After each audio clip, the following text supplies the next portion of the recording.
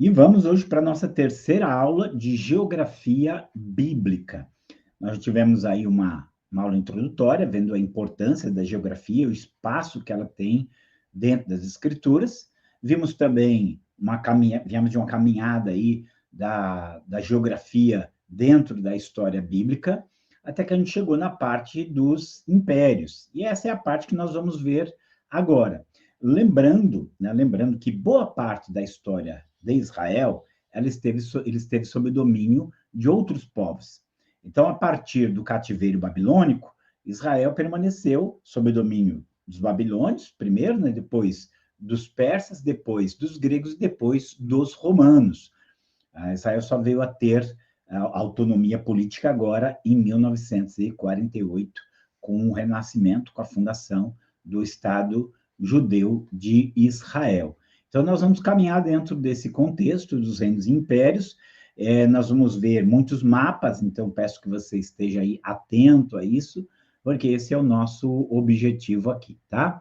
Então, vamos começar. Você já viu, lembrando que estamos no Antigo Testamento, vamos continuar com foco no Oriente Médio ali, o quadrado preto que você está vendo. Lembrando que nós vamos ver aqui o Antigo Testamento, Reinos e Impérios, nossa terceira aula, e aí nós vamos então ver os impérios relacionados a Israel. Nós podemos falar de pelo menos 3 impérios, aliás, de 5 impérios relacionados a Israel. Tivemos o Império Assírio, que, como vimos, dominou o Reino do Norte, Israel, e tirou as 10 tribos, espalhou as 10 tribos aí pelo mundo. Nós tivemos depois o Império Babilônico, que vai dominar especificamente Judá, e a partir daí temos o Império Medo-Persa, Império Greco-Macedônico e o Império Romano. Então, cada um desses nós vamos dar uma caminhada para conhecer o papel deles aqui no nosso projeto. Deixa eu tentar aqui, gente, espero que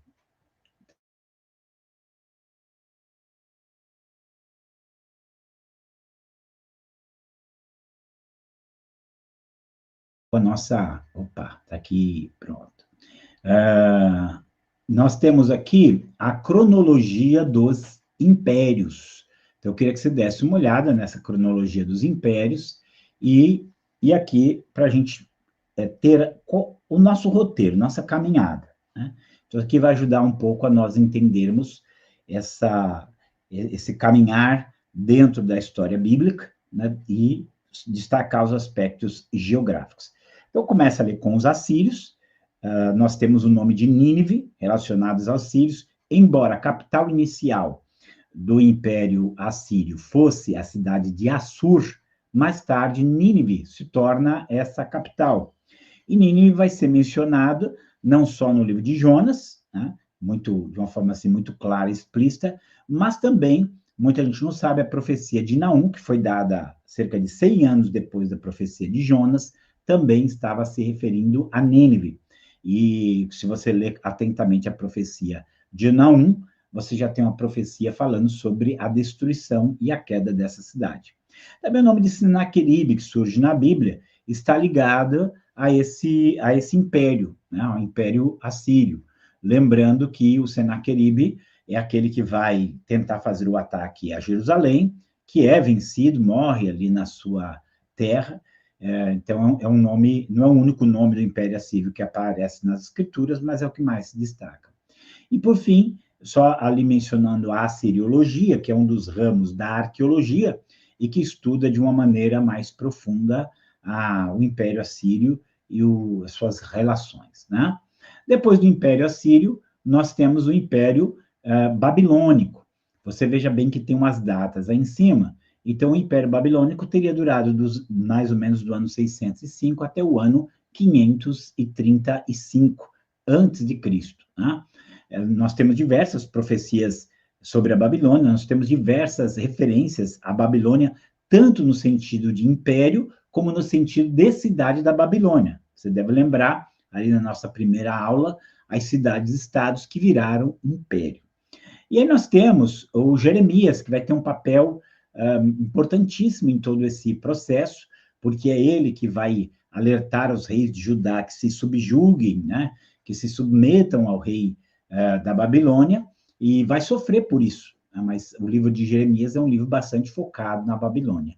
E também nós temos Daniel, com capítulo 2 e 7, que dá referências proféticas à Babilônia, mas não vamos esquecer que o Daniel, ele faz parte daquele primeiro grupo, ele provavelmente era da nobreza, então ele faz parte daquele primeiro grupo que é levado para a Babilônia.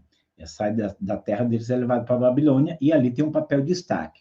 Lembrando que Daniel vai servir no reino da Babilônia, mas a Babilônia cai, você tem a cronologia, mais ou menos 605 a 535 a.C., e vamos lembrar que quando cai o Império Babilônico, ainda assim Daniel continua servindo no Império Medo-Persa. Ele continua ali, o Império mudou, mas Daniel continua ali.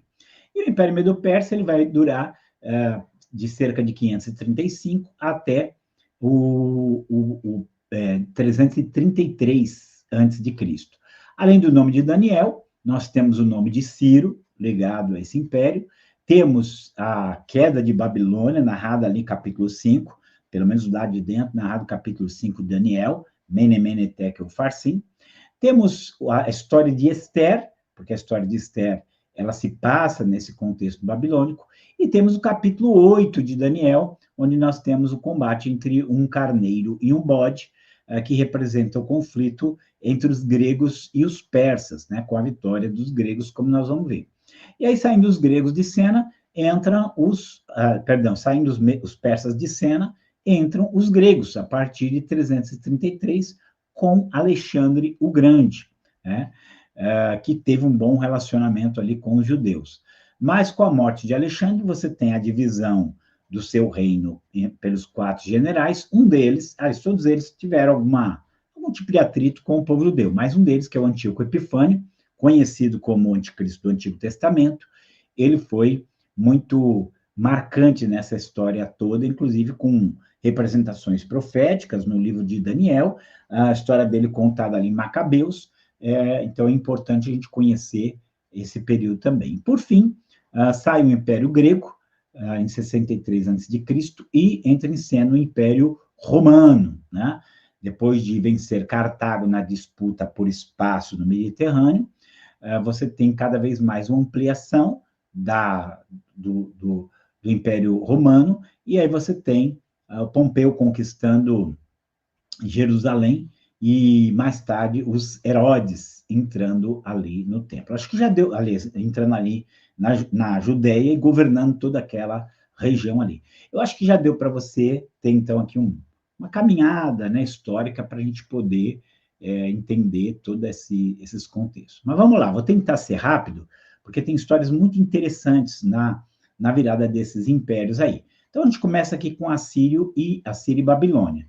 Então, tá aqui, deixa eu ver se tem os 2 mapas aqui, ó. Tem os 2 mapas aqui, então você é capaz de enxergar, você é capaz de ver aqui, ó, o Império Assírio, e logo depois você já vai ter o Império Babilônico dominando ali, né? Então, você observe bem nos 2 mapas que você tem um império vindo da parte oriental para a parte ocidental, e que esses 2 impérios, eles vão conquistar partes do Egito, partes do que a gente chama de Ásia Menor. Então, vai ser os limites aí desse império, né? E aí, alguns pontos que eu queria destacar. Você teve um Império Babilônico na Antiguidade, depois um Império Neo-Babilônico, Novo Babilônico, que é o que nós vemos aqui. Mas é muito interessante que, é óbvio, você tinha o Império Assírio, e para que o Império Assírio pudesse ser substituído pelo Babilônico, ele teria que ser vencido. Isso vai acontecer. A queda da cidade de Nínive, ela é marcante nesse aspecto. Deixa eu ver se eu consigo ter no mapa aqui para vocês. Não vai estar muito claro aqui. Um outro mapa. O Império Assírio, ele tinha sua capital em Nínive, e Nínive ficava localizada às margens do rio Tigre. Tá? Então, ficava ali na margem do rio Tigre. Você indo do ocidente para o oriente, primeiro era o rio Eufrates e depois era o rio Tigre, né? E ali às margens do rio Tigre ficava Nínive, que era uma cidade muito poderosa. Vamos lembrar é dito que para o Jonas andar aquela cidade ali, ele ia levar um dia inteiro. Então, era uma cidade forte. Lembre-se que as cidades tinham muros poderosos, os muros eram muros da altura de prédios de 10 andares, em cima dava para andar 3, 4 carruagens em cima, tinha fossos ao redor. Então, era muito difícil vencer uma cidade dessa, os portões trancados ali, arqueiros em cima do muro. E a Síria dominou aquela região por um bom tempo. É óbvio que você sempre tinha reis tentando derrubar esses impérios e assumir a direção da região. E um desses que tem lá, você tem tanto um rei babilônico como um rei Medo, né? O rei babilônico que nós tínhamos era o Nabopolassar. Nabopolassar foi o pai do Nabucodonosor. E junto do Nabopolassar, ele se une com Ciáxeres, que é um rei Medo, e eles vão atacar Nínive. Só que Nínive era uma cidade, como eu disse, muito forte, com muros muito fortes, com boa defesa, então eles não conseguem. Mas, se você observar bem, a profecia de Naum, ela é uma profecia de juízo contra Nínive. Escritou contra ti, ó Nínive. Essa é a profecia. Farei teu sepulcro porque és vil. Não se achará o lugar do teu repouso. Com uma inundação serás removida. Tudo isso eram profecias ditas pelo profeta Naum contra Nínive. Mas o Ciáxeres e o Nabopolassar fazem um ataque à cidade de Nínive e não conseguem vencer, então eles vão para outros cantos. Só que o que aconteceu? O rio Tigre transbordou muito em um determinado momento, e esse transbordamento levou à queda, à derrubada de parte do muro de Nínive. Era só o que eles precisavam. Eles entram ali, derrubam Babilônia, aliás, derrubam Nínive, e se tornam agora os governantes ali, cada vez mais Nabopolassar vai ampliando seu poderio, e então passa esse poderio para Nabucodonosor, que nós conhecemos muito, muito bem, dando origem a esse chamado Império Babilônico, tá? E esse Império Babilônico, você já pode dar uma olhadinha aqui na extensão dele, ele vai pegar desde ali aquele pequeno braço de mar, e você vai ter ali todo um avanço por toda essa região, inclusive pegando um pouquinho do Egito, um pouquinho do Oriente, um pouquinho do Oriente Médio, um pouquinho aqui da chamada Ásia Menor, e veja que o Império Medo-Persa também é um império grande que está reinando lá. Só que o Império Medo aqui não está ainda dominando nada de Israel, né, do território de Israel. Quem está dominando Israel vão ser os babilônios, né, em tudo isso. E aí o que acontece? Esse Império Babilônico, ele primeiramente vem, domina Israel, mas coloca ali, como eu disse, coloca ali um rei fantoche, né, para só obedecer aquilo que eles querem, e vai governando. Mas a profecia de Jeremias era para que o povo se sujeitasse à Babilônia. Era Deus quem estava enviando Babilônia para lá. Os profetas falsos, se você ler o livro de Jeremias, eles diziam que não, que era para lutar contra a Babilônia. Mas Jeremias é muito claro nas suas profecias, dizendo que eles iam servir a Nabucodonosor, ao seu filho e ao filho do seu filho, e que iam servir por 70 anos. Mas o Zedequias, que na época era o rei lá, não aceitou, fez rebelião contra Nabucodonosor. Quando Nabucodonosor vem, em 586, destrói a cidade, destrói o templo, né, leva o povo para o cativeiro, né, o povo fica lá no cativeiro, e agora Israel deixa de existir como nação, por esse tempo aí, né, Judá não existe mais, Jerusalém destruída, e os muros derrubados, e o templo também destruído. Inclusive os vasos, aqueles vasos sagrados, são levados para a Babilônia. Então, esse contexto aí é o contexto onde nós teremos a profecia de Jeremias, falando de toda a situação que o povo viveria se não obedecesse, né, a profecia. E durante esses 70 anos, realmente, foi exatamente isso que aconteceu. Eles estiveram no cativeiro. Mas, chegando perto ali do ano 535, um pouquinho antes, vai surgir um outro império na história, que é o Império Persa, né? E o Império Persa, para que ele possa se destacar, ele vai dominar a Babilônia. E quem é essa pessoa do Império Persa que vai se destacar será Ciro, né? Então, antes de falar outras coisas interessantes do Ciro, eu queria só fazer esse apontamento aqui, porque quando você lê o livro de Daniel, capítulo 5, lá fala sobre a queda da Babilônia, não uma queda física, mas uma queda do poder dela, da autoridade política que ela tem. E lá, numa noite, os persas entram em Babilônia e, ali entrando em Babilônia, os persas destronam, no caso ali, quem estava era o Belsazar, representando seu irmão Nabonidos, né? E entre os persas ali, tomam Babilônia e passam tudo aquilo que era do Império Babilônico, passa a fazer parte do Império Persa. Mas, no, você lê o capítulo 5, aparece uma mão na parede, escrevendo Mene, Mene, Tekel, Ufarsim, e o Daniel, ele interpreta isso como o fim do Império Babilônico. Só que o que Daniel narra o que aconteceu do lado de fora, aliás, do lado de dentro, ele não narra o que aconteceu do lado de fora. Por quê, gente? Porque, aparentemente, Babilônia era uma cidade inexpugnável. Os muros dela tinham a altura de um prédio de 10 andares e as torres uma altura de um prédio de 20 andares. Então, era muito fácil atingir o inimigo dali. Em cima do muro dela, 5, 6 carruagens podiam andar junto. Em alguns lugares ela tinha 2 muros, em alguns lugares tinha fosso. Então, tudo isso tornava a cidade inexpugnável. Como é que vai derrubar uma cidade dessa? Mas o Ciro, que é mencionado na profecia de Isaías 44, 45, ele foi um homem, assim, muito especial. E aí, o que ele faz? A Babilônia, ela era dividida pelo rio Eufrates. O rio Eufrates passava pelo meio da cidade. O que o Ciro faz? Ele coloca soldados onde o rio entra na cidade e soldados onde o rio sai da cidade.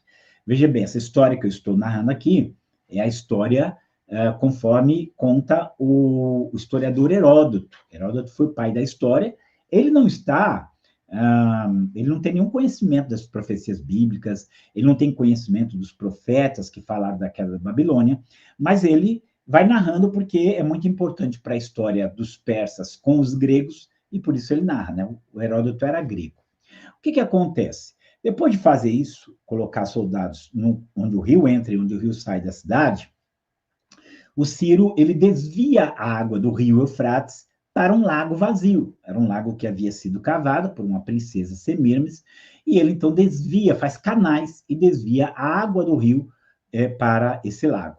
Quando a água do rio vai para esse lago, o que acontece? A água desse lago, a água do rio, ela baixa. Aí, quando baixa a água, o que fazem os soldados dele?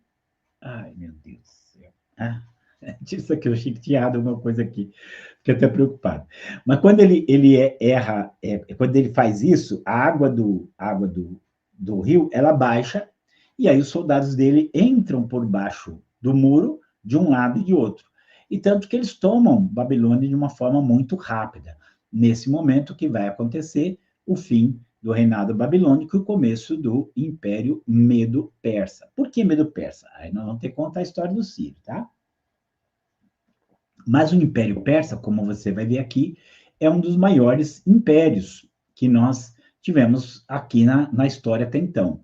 Você veja bem que ele pegou boa parte do Egito, pegou toda a Ásia Menor, pegou um trecho ainda da Grécia, e, para o outro lado, por Oriente, chegou até a Índia.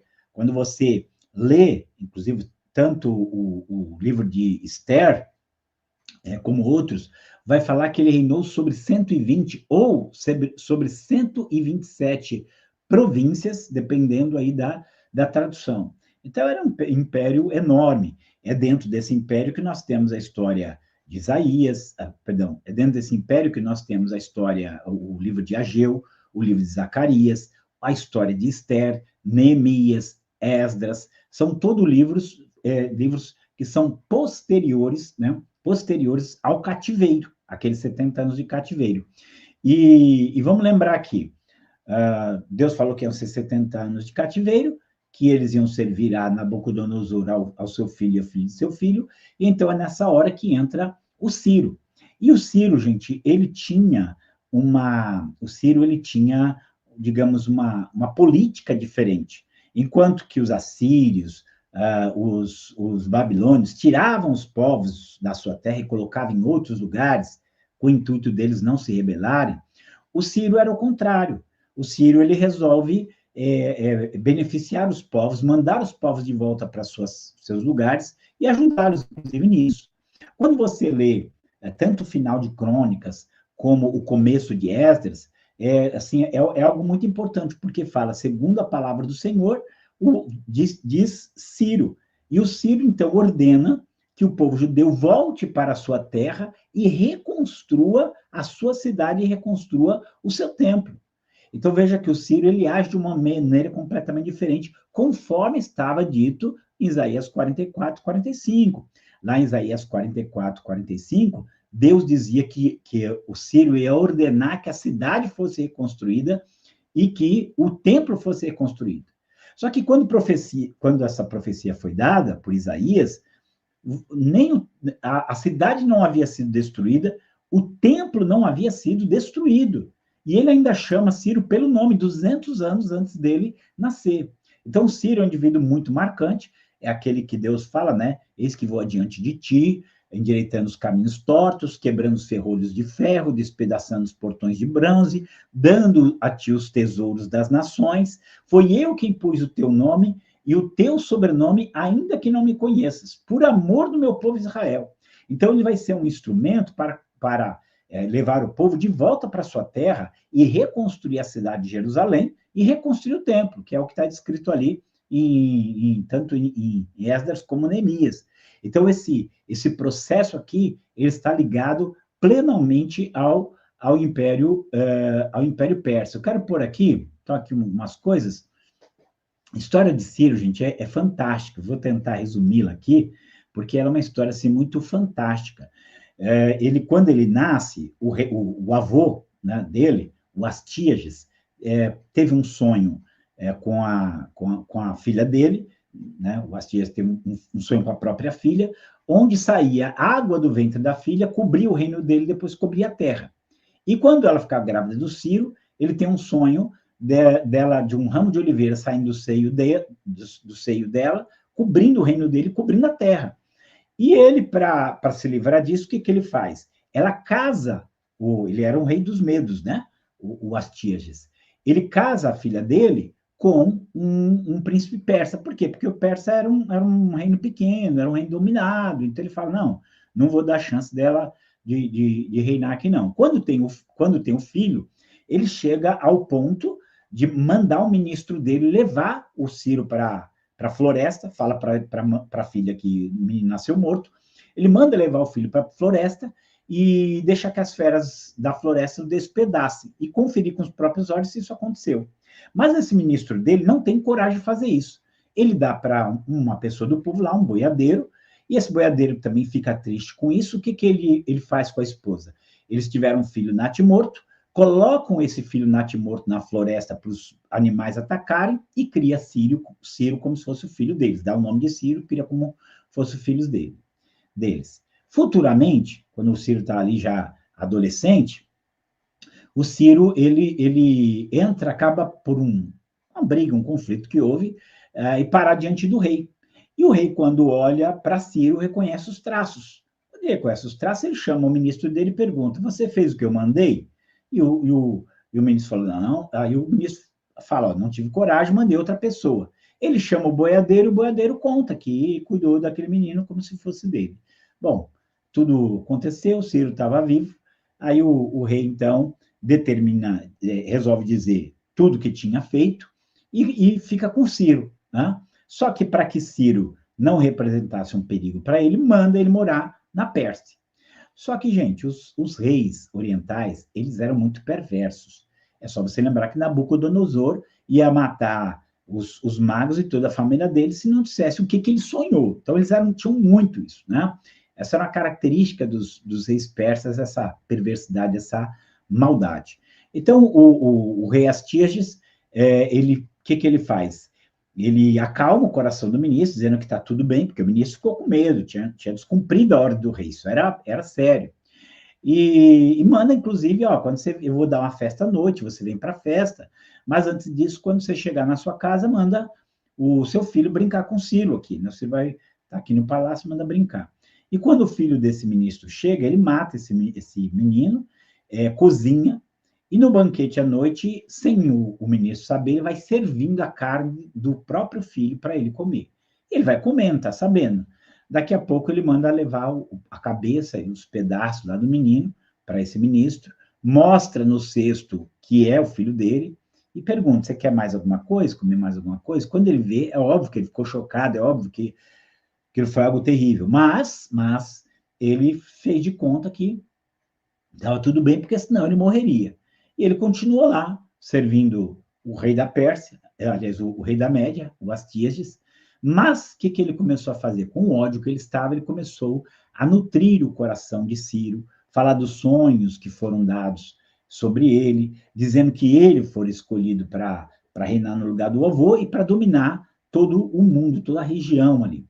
E quando é um momento, então, o Ciro monta um exército, marcha sobre a Média, toma o governo da mão do vô dele e, então, vai dominar todo o mundo. E Ciro vai ser essa pessoa que vai ser usada por Deus para que o povo de Israel volte para a sua terra e seja uma nação outra vez, né? Mas aqui falando um pouquinho, né? Só que a história, a extensão do império é muito grande e com a organização era muito organizado, muito complexo, né? Essa organização.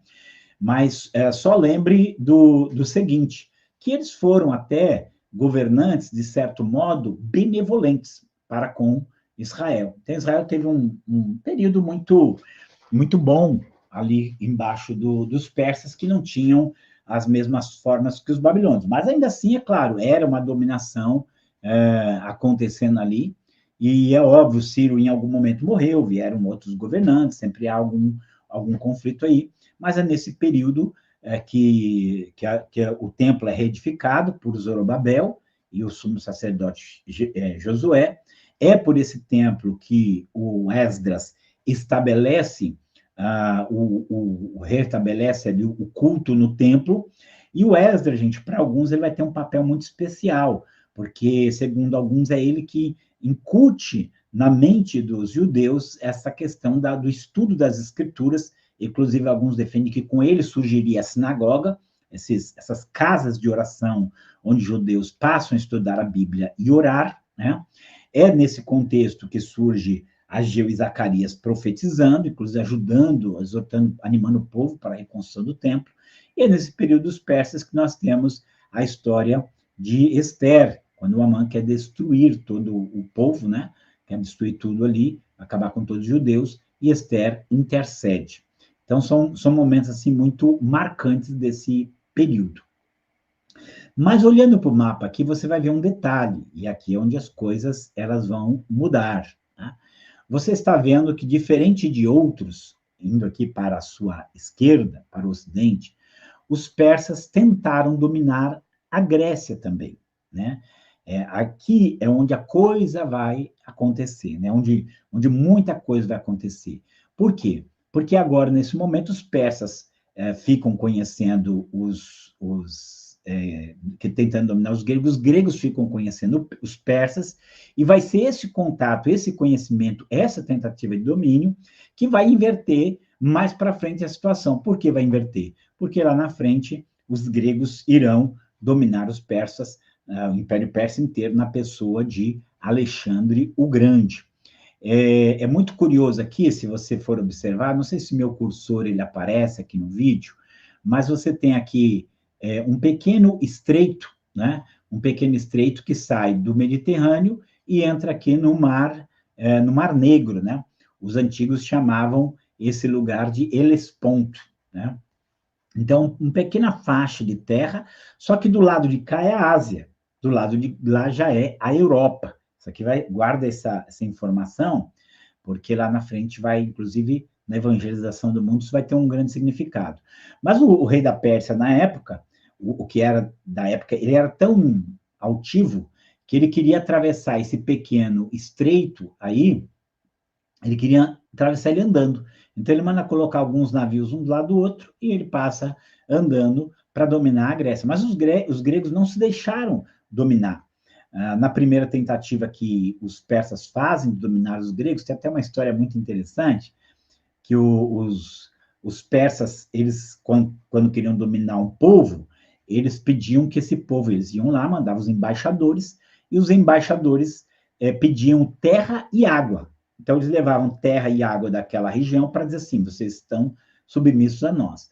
E quando eles chegam na Grécia, lá na Grécia tinha das cidades, estados da Grécia, chamava-se Esparta, e os espartanos, eles eram muito guerreiros, eles eram aqueles caras muito sisudos, eles viviam para a guerra. E aí tem uma história assim de que quando os persas chegam lá e pedem para eles terra e água, né, que era uma forma de submissão, os espartanos chamam os embaixadores persas e falam assim para vocês querem terra e água? Então tá bom, vem aqui. E jogam ele dentro de um poço. Pronto, aí terra e água. E afogam esses dois embaixadores dentro do poço. Bom, você não podia fazer isso, você não podia afundar um embaixador, né? E aí, então, o que aconteceu? Os gregos viram que o que eles fizeram era errado, era contra, digamos assim, a diplomacia ali. Então, eles pegam, como eles mataram dois enviados dos persas, eles mandam dois gregos para os persas, para que os persas os matassem. Mandou para morrer mesmo. E eles iam, os espartanos iam lá. E quando os espartanos chegam diante do rei da Pérsia, o rei da Pérsia com aquele poderio, aquele orgulho muito grande, ele olha e fala assim, curvem-se diante de mim. E os espartanos disseram, nós não viemos aqui para nos curvar, nós viemos aqui para morrer. A única coisa que você tem que fazer é nos matar. E aí eles são mortos, né? Mas isso começa a despertar nos gregos um sentimento nacionalista, né? E um conhecimento de que existe um império muito grande, muito rico, muito poderoso, indo para o Oriente, que é o Império Persa. E aí vai ter uma história de um general chamado Xenofontes, que esse general, ele vai com um grupo, com 10 mil soldados, e ele vai penetrar dentro do Império Persa, vai viajar por dentro do Império Persa e vai conseguir voltar para a Grécia, né? Com grandes aventuras, com grande dificuldade, mas consegue voltar. E ele escreve um livro chamado Anábasis, A Retirada dos 10 Mil. E esse livro acaba se tornando popular na Grécia, mas ele também desperta as mentes de alguns gregos para pensar o seguinte, não é tão difícil entrar no Império Persa e dominar. Então, tudo isso aqui é um processo histórico, né, que vai desembocar no próximo império, aí, que é o Império dos Gregos. Tá? E aí, o que vai acontecer?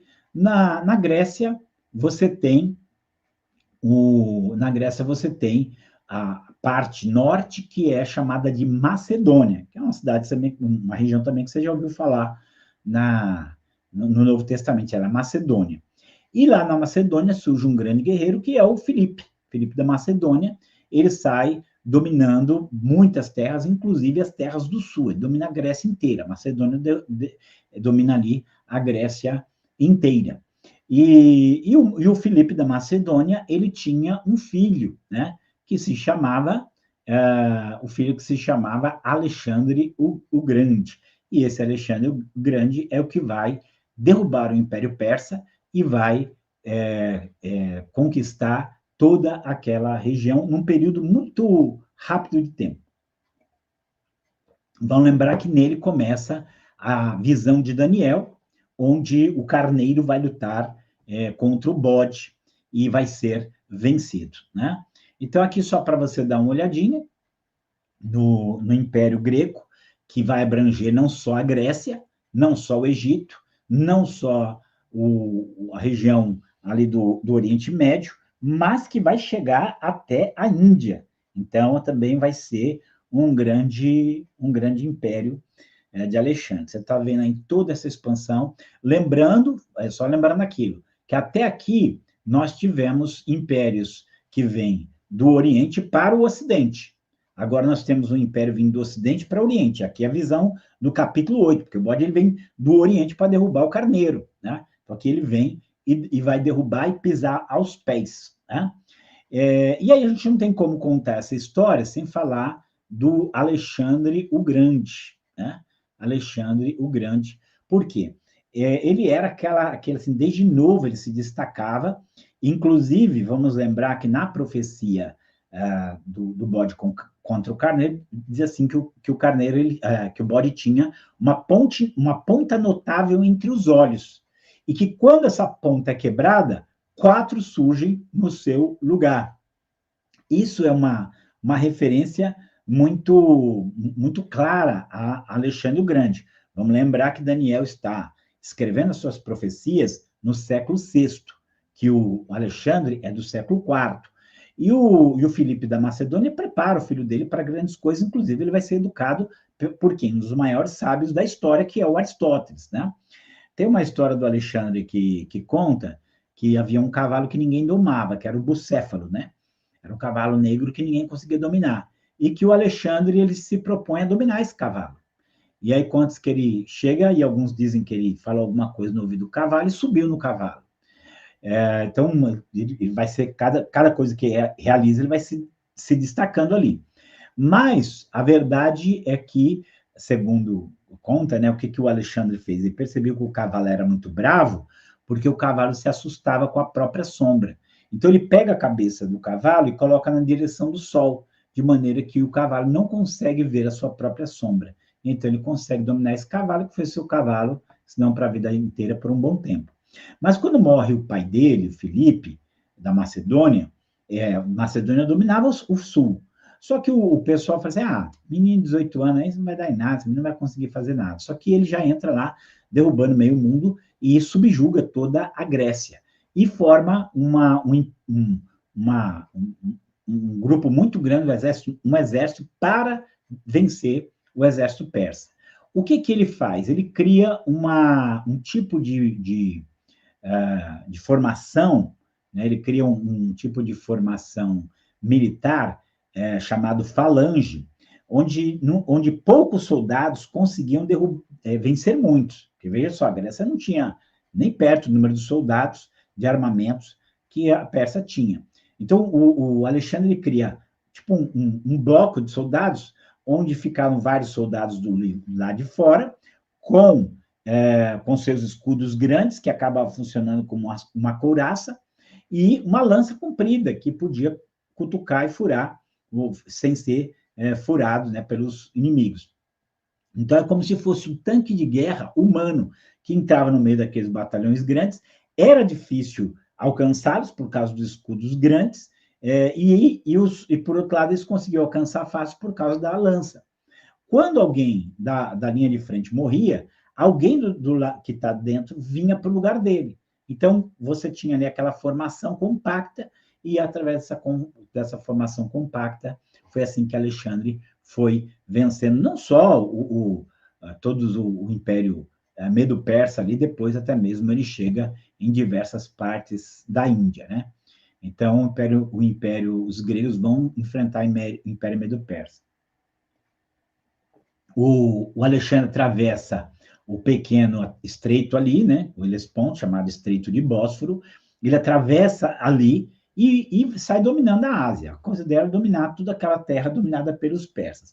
Tem várias histórias sobre o Alexandre, né? Até onde são verdades inquestionáveis, até onde são lendas que se criou ao redor dele. Às vezes é difícil, mas ele era, de fato, uma pessoa extraordinária, porque em 10 anos ele conseguiu não só dominar até onde dominou o Império Persa, como ele consegue também dominar outros trechos além na Índia. Mas tem 3 coisas que vale menção aqui. A primeira delas é o nó górdio. Nó górdio era um nó que havia nessa cidade de Górdia, e que se dizia que quem conseguisse desfazer esse nó, que essa pessoa dominaria a Ásia. E o Alexandre estava indo dominar a Ásia, é óbvio que ele vai tentar desatar aquele nó. Só que ele ficou muito tempo lá e o pessoal estava ficando nervoso, porque ele não conseguia desatar o nó. E para conquistar a Ásia tinha que desatar o nó. Então o que ele faz? Chegou um momento ali que ele viu que aquilo era difícil e que era vital também, por outro lado, porque o pessoal via nisso uma validação da conquista da Ásia. O que ele fez? Pegou a espada, bateu na corda, cortou a corda, desfez todo o laço ali e falou, pronto, está desfeito, vamos embora conquistar. Então, aquilo foi uma coisa impetuosa que mostrou como ele era. Outro momento é quando ele chega no Egito, e lá tem umas pitonisas, aquelas bruxas, aquelas, sei lá, o que você quiser chamar, né? Videntes, aquelas, né? Tá ali que faziam previsões. Só que naquele dia, elas não estavam falando nada, porque era um evento lá na região delas, então elas não trabalhavam naquele dia. E o que faz o Alexandre? Não, você vai fazer a previsão para mim. Vai, não posso, vai, não, você vai. Aí chegou uma hora que ela fala assim, nossa, você é um homem impossível. Aí ele falou assim, era só isso que eu queria ouvir da sua boca. Estou indo embora. E aí ele conquista o Egito, mas tem um trecho que se relaciona com a história do povo judeu e que é muito interessante, é que ele está indo dominar a Ásia e ele vai passar por Tiro. Tiro, gente, é uma cidade que tem muitas profecias sobre ela. Só você ler 27, 28 e 29 de Ezequiel, que está falando da cidade de Tiro. Tiro era uma cidade da Fenícia que era muito rica e poderosa, porque os fenícios se tornaram grandes navegadores ali em todo o Mediterrâneo, muito ricos, né? Então, era uma cidade de bastante destaque, tanto Tiro como Sidom. Vamos lembrar que há profecias contra elas nas escrituras.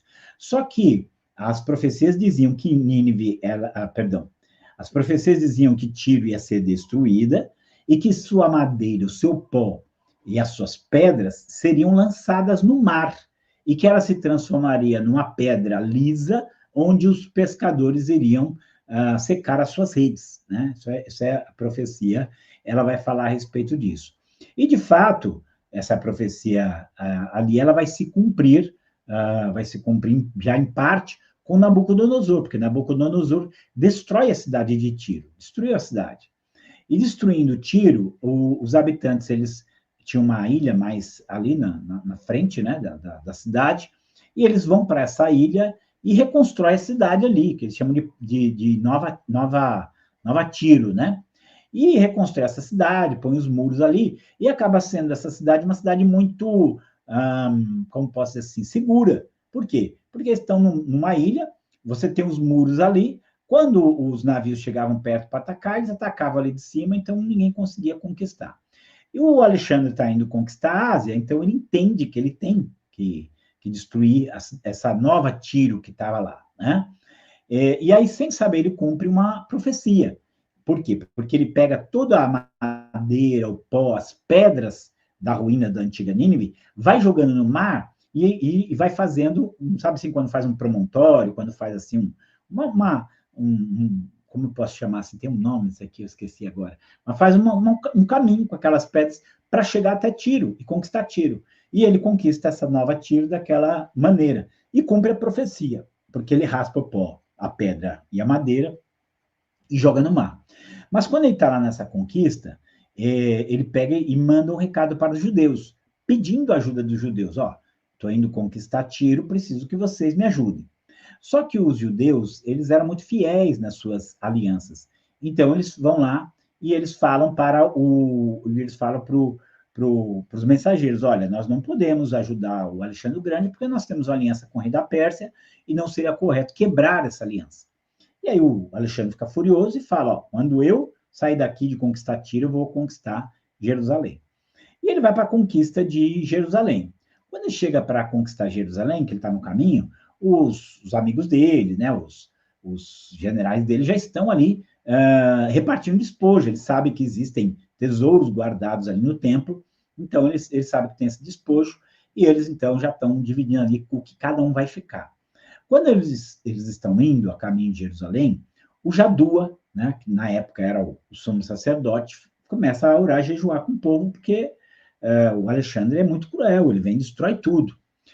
Mas quando ele está vindo, o Jadua tem um sonho e Deus fala para ele, não temas, receba ele muito bem aqui na cidade.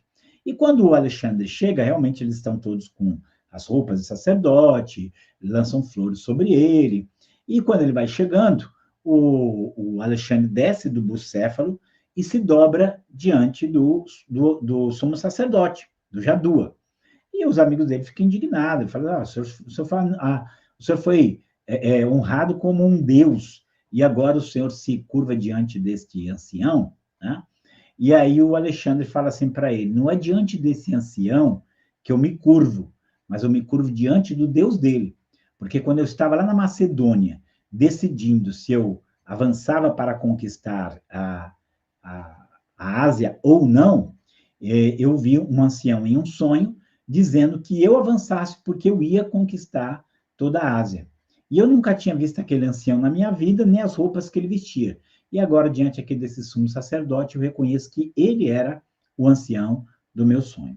Então, por causa disso, o Alexandre não só não faz nada contra Jerusalém, mas ele faz mais doações para o templo.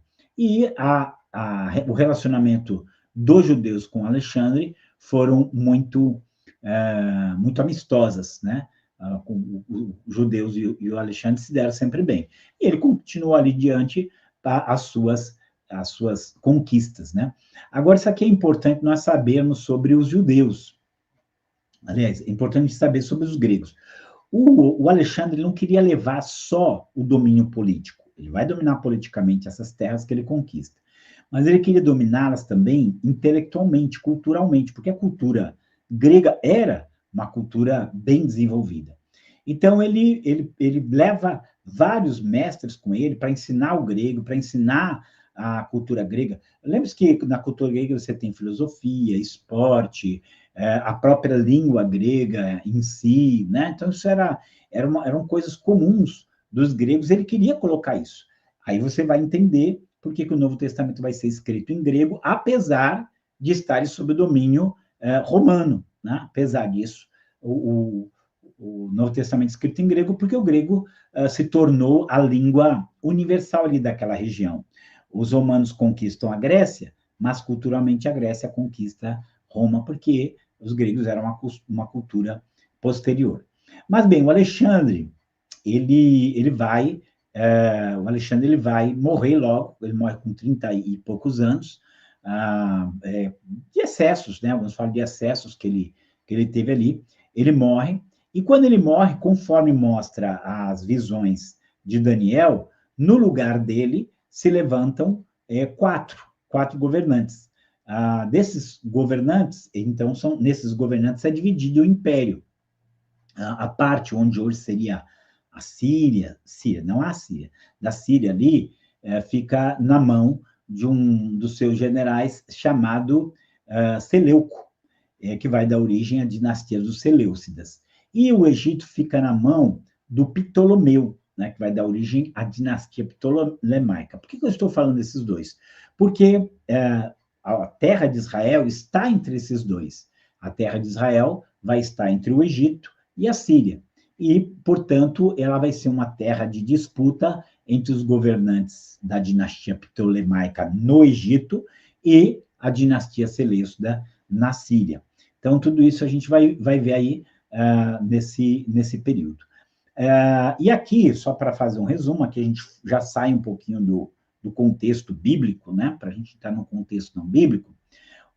Dentro dessa cultura, dessa briga, né? Uma hora os Ptolomeus dominavam Israel, outra hora eram os Seleucidas, mas é dentro dessa briga que eles tentam helenizar os judeus. O que é helenizar os judeus? Para quem não sabe, a cultura helênica é a cultura grega.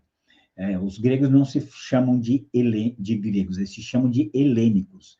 E eles queriam impor essa cultura grega fosse a adoração aos deuses gregos, fossem os esportes, fossem a filosofia. E chega um momento que eles querem que os judeus neguem a sua religião e pratiquem a religião grega. Aí, o momento culminante é quando eles vão mandando os oficiais chegar nas cidades e obrigar o povo a sacrificar porco, né, diante da estátua de Júpiter, duas abominações. Até que, num determinado lugar, um homem se levanta, né, que vai ser o Matatias, e ele mata o enviado dos Seleucidas e começa uma rebelião, né, com os filhos dele, que vão ser conhecidos como macabeus. Então, os macabeus, eles fazem guerra contra os gregos e eles conseguem até mesmo vencer os gregos, libertar Jerusalém da influência dos Seleucidas, né? Da dinastia Seleucida, e conseguem ter autonomia política em Jerusalém por pelo menos 100 anos, né? Por pelo menos 100 anos.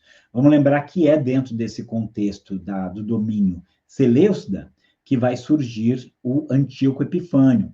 Antíoco Epifânio é conhecido como o anticristo do Antigo Testamento, porque ele vai perseguir os judeus ferozmente, inclusive queimando Bíblias e, inclusive, matando muitos judeus. Nós temos um pouquinho dessa história nos livros dos Macabeus. Josefos, que era o historiador judeu, também vai contar um pouquinho dessa história aí. Então, aqui você tem todo esse avanço do Império Grego, seja sobre a Grécia como um todo, seja um avanço deles para o Oriente, dominando ali toda aquela região. Agora, vamos lá. Depois disso, nós vamos ter o fim do Império Grego e vai entrar o Império Romano. Também que os impérios não duram para sempre. E aqui a gente já vai ter o nosso gancho para o Novo Testamento. Vocês estão vendo agora aí, eu acho que, olhando para o mapa, observem esse mapa, ele tem uma característica bem distinta dos impérios anteriores. Por quê? Porque enquanto os impérios anteriores, eles estão mais para o Oriente do que para o Ocidente, lembrando que a Síria, Babilônia, Medo-Pérsia, eles eram impérios orientais que avançam contra o Ocidente, né? Eles vêm para a direção do Ocidente. E que o império que chega um pouquinho mais perto da Grécia é o Império Persa, né, que não consegue, pega um pedacinho, mas não pega muito, não. E depois a coisa inverte, são os gregos que vão em direção ao Oriente para dominar ali todo o Oriente. E leva em consideração, assim, em consideração que no meio de tudo isso estão quem? Estão os judeus. Por isso que tem tudo a ver com a geografia de Israel. Que vocês vão aqui em todas essas brigas, com exceção dos assírios que não conseguiram, por causa da intervenção divina, todos os outros povos aí estão dominando. Agora, é muito curioso, né, quando você vai ver, por que o Roma não avançou mais? Ele avançou mais para o Ocidente, inclusive dominou um trecho, uma parte da própria Inglaterra, né, o sul da Inglaterra, ele consegue ali dominar, mas ele domina, como você está vendo aí, o sul está dominando aqui o sul da Europa, e domina o norte da África, né? E aqui um pedacinho do Oriente Médio, que vai incluir Judá, e que vai incluir um pedaço da Síria, que vai incluir, inclusive, a Ásia Menor, que é esse lugar onde hoje é aí a Turquia. Então, o domínio que eles vão exercer é um domínio mais para o Ocidente do que para o Oriente.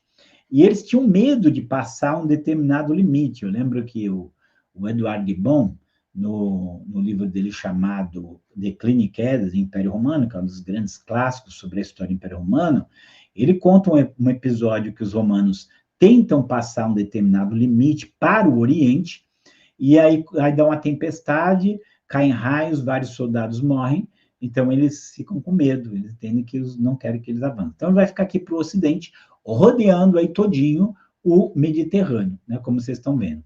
E aí é importante alguns pontos, lembrando aquilo, né, que Roma era uma cidade e que essa cidade começa a conquistar as demais, vai conquistando, até que toma tudo, né? E que Roma tem 3 fases. Ele tem a fase que é uma monarquia, né? 100 reis ali em Roma dominando. Depois você tem a fase da república, né, que é quando você tem ali um rodízio no poder, e por fim você vai ter a fase do império, que a partir de Júlio César e César Augusto, você começa a ter um verdadeiro império e dominando cada vez mais. Bom, eu pus aí as guerras púnicas, para quem não sabe, as guerras púnicas foram as guerras entre Roma e a cidade de Cartago, porque foi essa guerra que acabou fazendo com que Roma se tornasse cada vez mais aperfeiçoada na batalha, e que fosse conquistando cada vez mais espaço. Cartago era uma das cidades, uma das colônias fundadas pelos fenícios. Lembra que eu falei que os fenícios foram grandes navegadores que dominaram o comércio no mar Mediterrâneo, né, principalmente a cidade de Tiro, e que fundava colônias. Cartago era uma dessas colônias, e que dominava o comércio ali em todo o mar Mediterrâneo. Aí o que acontece? Começa a ter uma briga, um conflito entre a Roma, a cidade de Roma, e a cidade de Cartago. Por causa desse conflito, é onde cada vez mais a Roma vai dominando e adquirindo experiência marcial, experiência de guerra, e vai para a guerra. O Império Romano, gente, é uma estrutura muito sólida. Tem aquele famoso caminho, né? Aquela famosa frase, né? Todos os caminhos levam a Roma. Por quê? Porque Roma, de verdade, construiu um sistema de estradas que ia desde o norte da África até Roma. Então, você está lá no norte da África, você quer ir para Roma, você pode ir, tinha estradas adequadas e adaptadas para isso. Ou você podia ir de navio, mas Roma dominou tudo ali, né? Com as guerras púnicas. Lembro que nas guerras púnicas você tinha dois generais, que era o Aníbal Barca, e um era Aníbal e o outro era Amílcar Barca. E eles foram o terror de Roma, porque eles quase chegaram a conquistar Roma e derrubar Roma. Mas Roma foi crescendo e foi se estruturando. Então, Roma era, digamos assim, em termos de organização política, em termos de estrutura, uma coisa assim fantástica. E eles dominam o Império Grego com facilidade, que já não estava ali tão forte, já não tinha um Alexandre, mas eles dominam o Império Grego e, como eu disse, ao mesmo tempo, são dominados pelos gregos porque eles adotam a cultura e a língua dos gregos. Isso é o que vai ser chamado, né, a cultura greco-romana ou helenismo. Né? Lembra que eu falei, a língua fica sendo ali a língua grega. Mas como é que foi o relacionamento dos romanos com Israel? Não foi ruim de tudo, né? Inclusive, o Pompeu conquista Jerusalém, dizem, porque ele entra lá no dia de sábado, ele sabe que eles não vão trabalhar no sábado, então ele usa justamente isso para poder conquistar Israel. E você sabe, quando Roma começa a crescer, Roma tinha aquilo da obrigatoriedade de você acender incenso para o imperador romano. E os judeus não iam fazer isso. Então, os judeus já negociaram desde a época de Júlio César para que não houvesse isso. Mas a relação entre Israel e os romanos sempre foi meio problemática, porque eles não aceitavam aquela idolatria, não aceitavam aquela imposição. Você lembra que lá em Israel nós tínhamos os zelotes, que eram uma espécie de partido político radical que queria matar os governantes romanos para tomar o poder. E por isso teve muitas rebeliões, teve muitos conflitos que tornou a coisa muito difícil. Mas, ao final, esses zelotes, eles conseguem fazer uma rebelião tão grande e que se concentra, vai acabar, faz na Judéia toda, na Galileia, mas eles acabam se concentrando na cidade de Jerusalém, e é quando, então, no ano 70 depois de Cristo, Jerusalém é destruída, o templo é queimado, e se cumpre a palavra que Jesus disse, né? Não ficará pedra sobre pedra sem que tudo seja derrubado.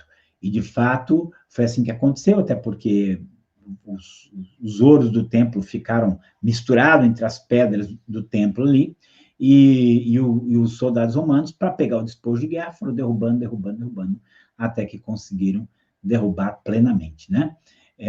E a partir daí também os judeus deixaram de ter um território próprio e foram espalhados entre os povos. Jesus disse que eles iam morrer a ser vendidos como escravo para todas as nações. As profecias de Mateus 24, Marcos 13 e Lucas 21, Lucas 17 e 21, se cumpriram aí literalmente. E a partir daí, Roma vai dominar aquela região até sua queda em 476 a.C. Perdão, depois de Cristo. Né?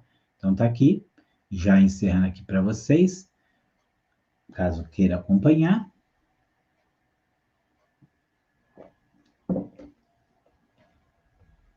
E, já terminando aqui, fizemos essa caminhada histórica, bíblica e geográfica para a gente entender todo esse avanço. Quando nós abrirmos as páginas do Novo Testamento, nós já sabemos deste avanço de Roma, passa por Grécia, passa por tudo, domina toda aquela região, dominando inclusive Israel, a terra de Israel. Bom, Deus abençoe vocês, acho que já deu para a gente ter um panorama geográfico dentro da história bíblica de Israel, e Deus abençoe você até a próxima aula, quando estaremos falando sobre geografia do Novo Testamento, Evangelhos e Atos.